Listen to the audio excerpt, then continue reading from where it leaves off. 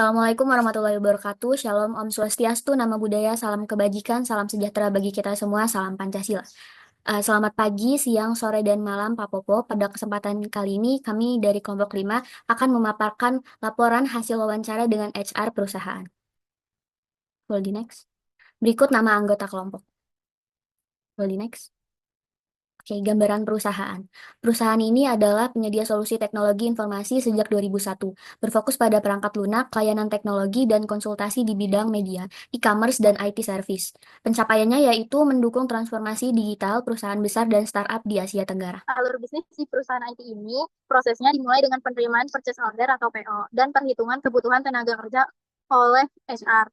Yang kedua itu menggunakan pendekatan berbasis permintaan. Dan yang ketiga ini dikaitkan dengan teori strategi Human Resource Management untuk menyarankan perencanaan tenaga kerja proaktif berbasis proyek bisnis. Lalu ada tantangan HR, yaitu yang pertama kualitas konsultan IT.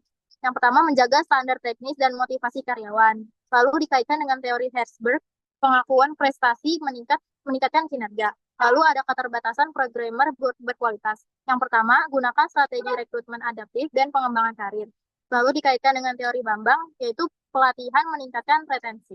Rekrutmen, yang pertama pendekatan reaktif rekrutmen. Rekrutmen dilakukan berdasarkan kebutuhan mendesak tanpa perencanaan tahunan, namun menimbulkan tantangan berupa waktu yang lebih lama dan kesenjangan kompetensi.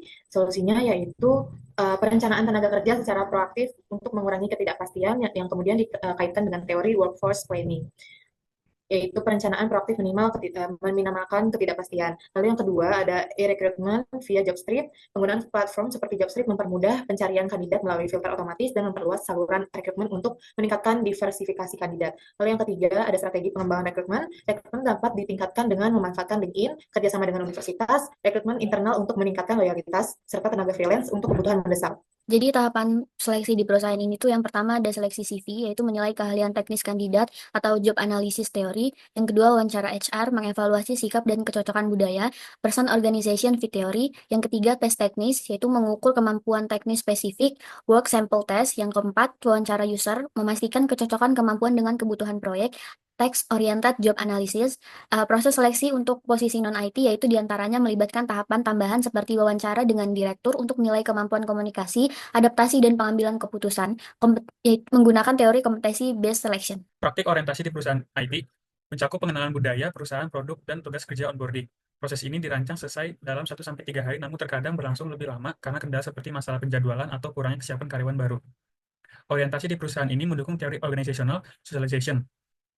Kendala dalam orientasi, PT Infotech belum menyediakan mentor khusus selama orientasi yang berpotensi menghambat adaptasi karyawan baru. Pelatihan dan pengembangan karyawan ini bertujuan untuk meningkatkan kompetensi individu untuk mendukung organisasi dan pengembangan karir. Perusahaan IT menggunakan e-learning untuk pembelajaran mandiri, keterampilan umum, dan mentoring untuk teknologi spesifik seperti Magento.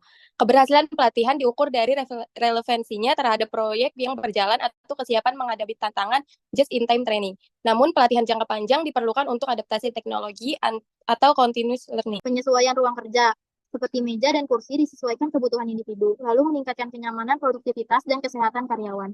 Yang kedua, ada fleksibilitas kerja dan kegiatan refreshing. Yang pertama, fleksibilitas waktu, seperti melakukan olahraga bulu tangkis atau karaoke. Lalu dikaitkan dengan teori work-life balance untuk mengurangi stres dan meningkatkan produktivitas. Lalu ada tantangannya, yang pertama itu evaluasi ergonomis berbasis permintaan, bukan berkala.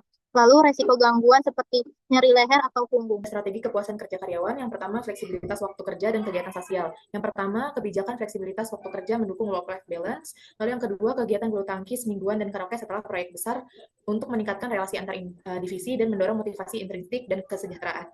Lalu yang kedua ada pengaruh positif reaksi dan sosialisasi, yaitu untuk membantu karyawan melepaskan stres dan mempererat hubungan kerja. Dan yang kedua untuk interaksi sosial yang difasilitasi perusahaan menciptakan lingkungan kerja yang harmonis. Terakhir ada strategi menurunkan tingkat stres karyawan. Untuk manajemen stres, waktu istirahat yang fleksibel untuk mengurangkan stres kerja dan menjaga keseimbangan hidup sejalan dengan teori job demand resources.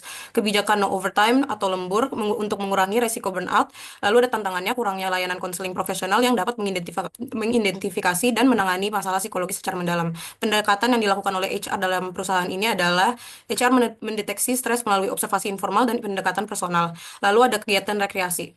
Demikian presentasi kami sampaikan. Mohon maaf jika ada kurang. Terima kasih atas perhatiannya.